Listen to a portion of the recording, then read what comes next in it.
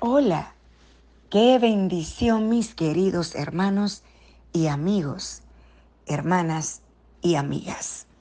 En esta hora gloriosa del Señor vamos a compartir con ustedes el pan de vida, la palabra de Dios. Pero antes quiero decirle que yo me siento muy contenta, muy agradecida de Dios por cada uno de ustedes que nos están sintonizando. Oro cada día para que el Señor los bendiga, los guarde y los fortalezca en todas sus áreas. También debo decirle que usted tiene varios medios por donde puede comunicarse con nosotros. Tiene nuestro teléfono, el 929-453-2067, 929-453-2067. También está nuestro canal de YouTube, en el cual puede suscribirse y contactar las prédicas que vivimos colocando en este medio para edificar al pueblo de Dios y a todos aquellos que necesitan conocer más acerca de Jesús y su grandeza hacia nosotros. Ahí está también Facebook, también está Instagram. Todos estos medios maravillosos que el Señor nos ha dado están a la disposición suya para compartir con nosotros. En esta ocasión gloriosa vamos a estar hablando de algo importante que yo sé que usted lo sabe, pero mientras más lo sabemos y más lo captamos y más lo engendramos en nosotros y lo hacemos crecer, es mucho más importante. ¿Por qué no hago lo que quiero, sino lo que aborrezco? Bueno, estamos hablando aquí de la lucha de la carne y el espíritu. Es conocido que la naturaleza humana se desvive en la búsqueda de lo que le apasione y satisfaga. Pero el encuentro con el Señor y la ayuda del Espíritu Santo es el que le podrá dirigir en cada paso que emprenda, donde logrará entender lo que es bueno para su alma. Es por ello que el apóstol Pablo, en su epístola a los Gálatas, nos da aquí una palabra importantísima. Él dice en Gálatas capítulo 5, versículos 16 al 17. Digo pues, andad en el Espíritu y no satisfagáis los deseos de la carne, porque el deseo de la carne es contra el Espíritu y el del Espíritu es contra la carne, y estos se oponen entre sí para que no hagas lo que quisierais. Esa lucha que tiene el ser humano no solo la describe la Biblia, sino en el conocimiento colectivo está reflejado en las enseñanzas que los padres o abuelos le dan a sus hijos y nietos, como lo dice este relato. Es importante que lo comprendamos. En una ocasión tuve leyendo una historia o una leyenda de un abuelo procedente de la India, un hombre que a mi entender es o era muy sabio, ya que le enseñó a su nieto algo interesante. Y dice que este abuelo le contó a su nieto una historia y le dijo de la forma siguiente: existe una pelea dentro de cada uno de nosotros. Es una terrible pelea entre dos lobos. Un lobo es malo, representa la furia, rabia, envidia, remordimiento, avaricia, arrogancia, autocompasión, resentimiento, mentiras, falso orgullo, superioridad y ego, le dice el abuelo al nieto. Entonces le dice, pero el segundo lobo es bueno, es alegría, es paz, es amor, es esperanza, serenidad, humildad, bondad, empatía, verdad, compasión y fe. El nieto pensó sobre esto un momento. Entonces le preguntó al abuelito, ¿qué lobo ganará esta pelea, abuelo? El abuelo, con toda su sabiduría, simplemente respondió, el que alimentes. El que alimentes, ese ganará la pelea. Al escuchar esa reflexión, se vislumbra lo que el apóstol Pablo habla en su epístola. Lo que más alimentes será más fuerte y esa lucha podrás vencerla. La decisión de cada creyente es la que forjará a ese lobo, como lo llamó el abuelito en la historia. Hay dos opciones: vivir en la carne, que viene a obedecer y satisfacer los deseos del viejo hombre, que está ceñido a las cosas de mundo carnal, o vivir en el espíritu, que se niega a darle placer a la carne, esforzándose en agradar a Dios, caminando en el nuevo hombre nacido en Cristo Jesús, obedeciendo su palabra. Esta lucha diaria del creyente viene a revelar lo que sufrió el apóstol Pablo cuando decía, porque lo que hago no lo entiendo, pues no hago lo que quiero, sino lo que aborrezco, eso hago. Romanos capítulo 7, versículo 15. Señalando ese poder que aún sentía en sus miembros. Dos lobos, dos naturalezas.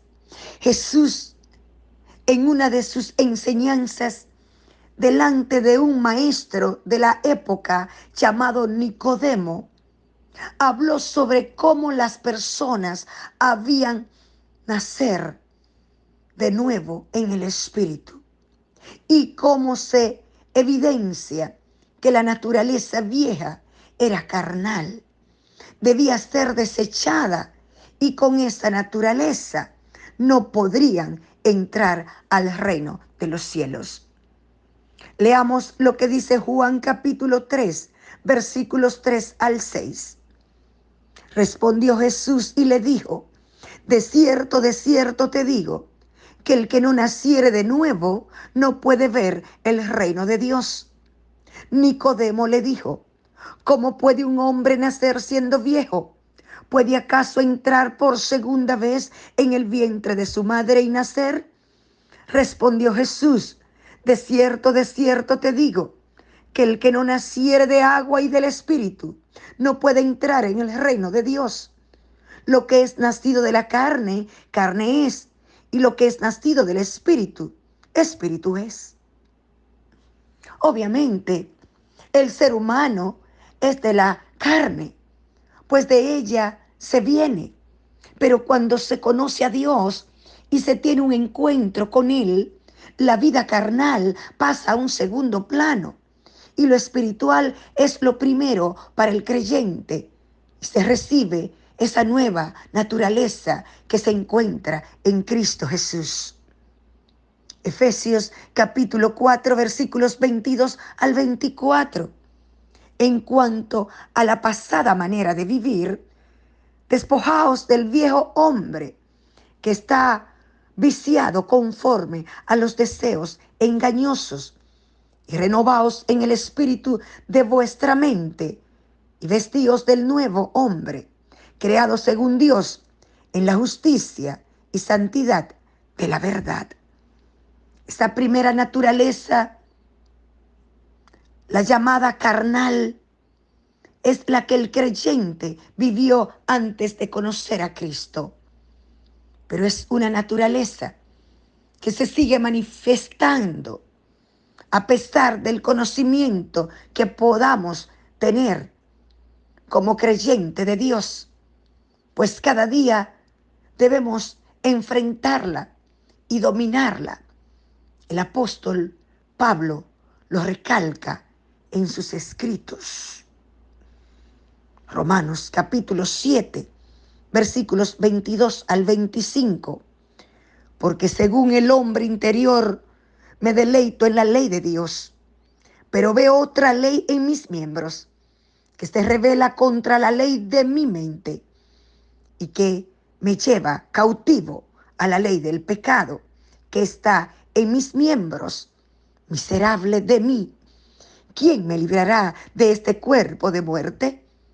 Gracias doy a Dios por Jesucristo, Señor nuestro. Así que yo mismo, con la mente, sirvo a la ley de Dios, mas con la carne, a la ley del pecado. ¿Qué nos quiere decir el apóstol Pablo? Pablo entendía que en su humanidad no podía dominar su vieja naturaleza. Solo lo lograría al estar entregado en cuerpo y alma al poder del Espíritu Santo, quien haría activar los frutos de la nueva naturaleza adquirida al seguir a Jesús, por lo que aconseja al creyente.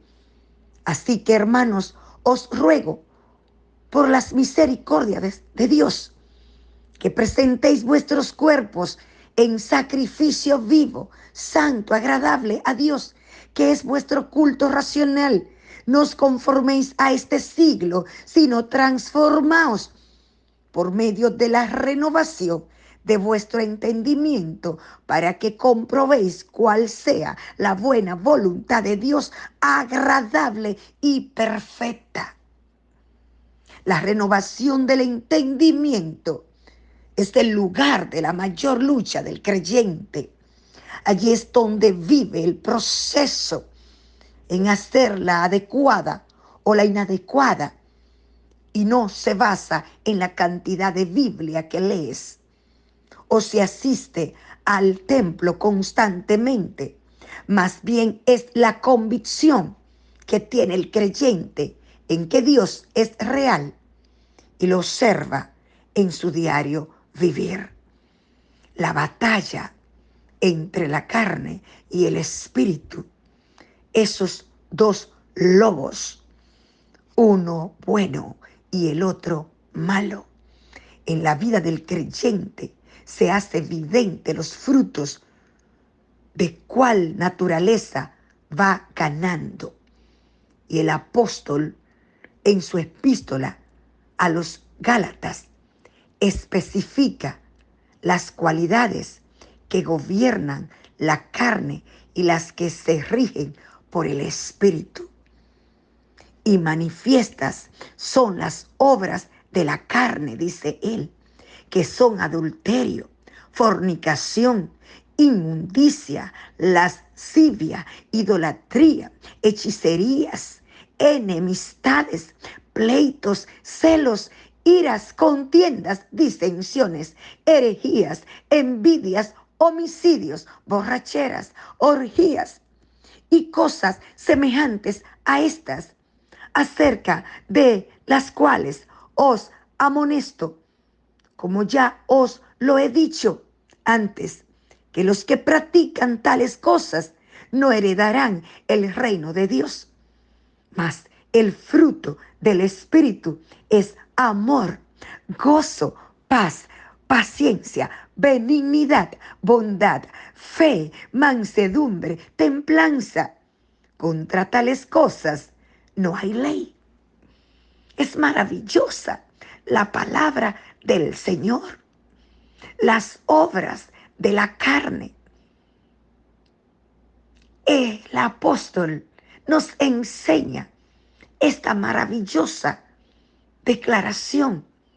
Él nos da un desglose de estas características que vienen a mostrar la debilidad humana, esa impotencia para dominar sus impulsos y sucumbir este lobo que viene en destruir el alma y alejarlos del reino de los cielos. Adulterio.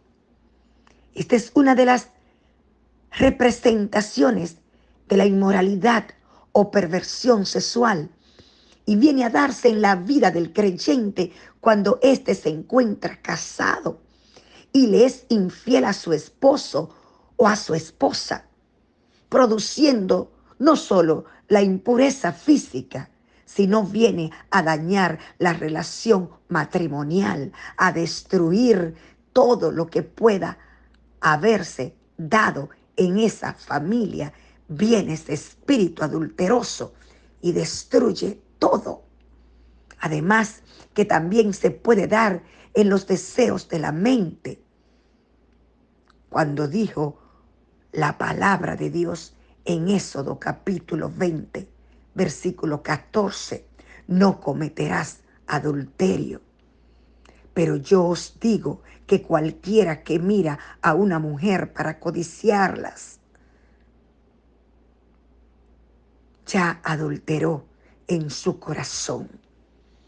Cristo se fue un poco más lejos todavía. Moisés lo vio desde la expectativa del cuerpo. Cristo lo coloca en la misma mente, en el corazón. No solo tiene que llevarlo a la práctica. Jesús dijo, con tan solo pensarlo, laborarlo en tu mente, ya lo está cometiendo. Esa fornicación es otra de la representación de la inmoralidad sexual. Esta práctica ha venido acabando por décadas, por años. A cada segundo, a cada momento se practican estas relaciones de fornicación entre adolescentes, jóvenes más adultos y mayores y hasta viejos. Y estas se dan en las relaciones prematrimoniales. Un joven creyente lucha mucho con este tipo de fruto de la carne, pues las nuevas creencias libertinas del mundo actual lo hacen ver como una normalidad en el desarrollo de nuestros jóvenes. Pero la palabra de Dios le dice a nuestros jóvenes y también a nosotros los adultos y también a los viejitos que todavía se la presumen de jovencitos y tienen el apetito de seguir llevando a cabo sus prácticas lasciviosas. Dice la palabra del Señor, huid de la fornicación.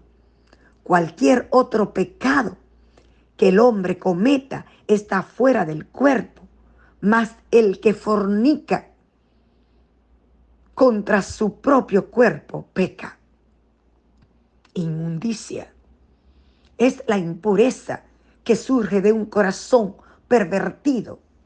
Ella viene a darse en ocasiones o en pensamientos que destruyen los buenos modales, las buenas costumbres, rompiendo la naturaleza humana, por lo cual también Dios los entregó a la inmundicia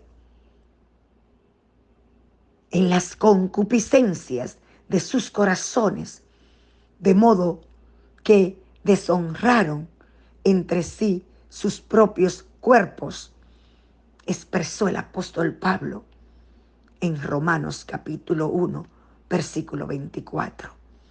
¿Y a dónde dejamos la lascivia? También relacionado con el ámbito de la inmoralidad sexual, que viene a hablar del libertinaje o desenfreno sexual. Muestra sin ningún tipo de vergüenza las aberraciones que pueden hacer en su intimidad. Ni tampoco presentéis vuestros miembros al pecado como instrumento de iniquidad, sigue diciendo el apóstol Pablo en los Romanos capítulo 6, verso 13.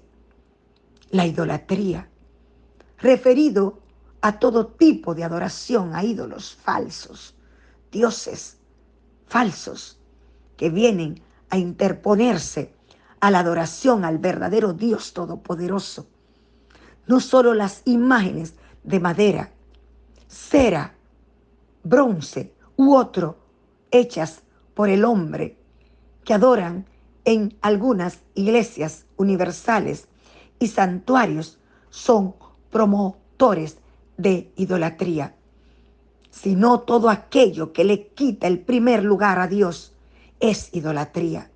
Puede ser el dinero, trabajo, pareja, familia, relaciones. Lo dice la palabra del Señor.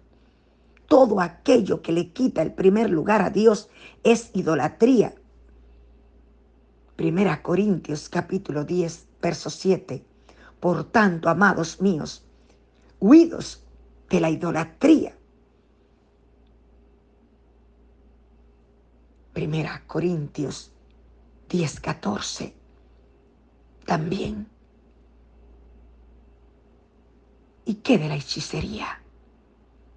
Esta es toda práctica que invoque muertos, espíritus malignos, conjuros, pociones que se mueven en un poder engañoso, dañando las vidas de las personas. La Biblia condena estas prácticas que son producidas por espíritus malignos. No os volváis a los encantadores, ni a las adivinas, ni a los adivinos. No los consultéis, contaminándoos con ellos, dice Levítico capítulo 19, versículo 31. No se ha hallado en ti quien practique adivinación, ni aguero, ni sortilejo, ni hechicero, ni hechicera, ni encantador, ni adivino, ni mago, ni quien consulte a los muertos, porque es abominación para con Jehová cualquiera que hace estas cosas. Lo dice Deuteronomio capítulo 18, versos 10 al 12. Es importante que usted comprenda esto. Las enemistades dada cuando no hay amor hacia las personas, donde lo que hay es odio en sus corazones por situaciones que se hayan vivido, incumplimiento. El mandato de Jesús dice: amad a vuestros enemigos, bendecid a los que os maldicen, haced bien a los que os aborrecen. Mateo capítulo 5, verso 44. Los pleitos relacionados a las peleas, riñas, discusiones, una relación que no está en armonía, porque el siervo del Señor no debe ser contencioso, sino amable para con todos, dice 2 Timoteo capítulo 2, verso 24. Los celos, este se manifiesta en el deseo de una persona en poseer o disfrutar algo que otra persona tiene, o porque una persona se acerca mucho a su pareja y le molesta su acercamiento. Todo esto hace daño. Todo esto crea ese lobo feroz en nosotros si lo dejamos. Ira, la ira vinculada al descontrol emocional de una persona, donde la rabia, el odio, la arropa, dando nacimiento a ese sentimiento hostil. Airaos, pero no pequéis. No se ponga el sol sobre nuestro enojo, dice la palabra del Señor en Efesios 4:26. Contiendas relacionadas con los pleitos en dimensión más agudizada, donde el confrontamiento viene a ser desmedido y en el que la ambición de superar al otro viene a desarrollar un egoísmo en la persona en cumplimiento al mandamiento. Amarás a tu prójimo como a ti mismo. Disensiones asociadas a la división, sedición, no estar en un solo sentir. Este tipo de situaciones rompen la armonía en los lugares donde se deje crecer las herejías.